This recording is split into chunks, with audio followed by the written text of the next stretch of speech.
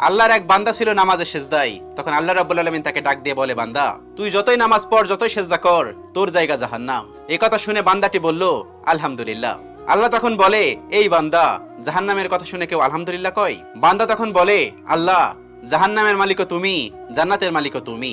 তুমি আল্লাহ খুশি হয়ে যদি আমাকে জাহান্নামও দাও, তাও আমার আপত্তি করার কোনো অধিকার নেই। আল্লাহ তখন বলেন, বান্দা, জাহান্নামে গেলে তুই পুড়ে যাবি, তোর খুব কষ্ট হবে। বান্দা তখন বলতেছে, আল্লাহ, কষ্ট শুধু আমার হবে না, তোমারও হবে। আল্লাহ তখন বলতেছে, বান্দা, তুই পুড়বি জাহান্নামের আগুনে, আমার কষ্ট হবে কেন? বান্দা তখন বলে, আল্লাহ, কোনো মায়ের কোল থেকে যদি কোনো বাচ্চা পানিতে পড়ে যায়, তাহলে কোনো মাই দূরে দাঁড়িয়ে থাকতে পারে না, দৌড়ে গিয়ে বাচ্চাকে কোলে নেয়। আমার বিশ্বাস, ওই মায়ের চেয়ে কোটি কোটি গুণ দয়া তোমার বেশি। আমাকে জাহান্নাম দিলে তুমিও আল্লাহ শান্তি পাবে না। আল্লাহ তখন বলে, বান্দা, এই দলিল তুই কই পাইলি?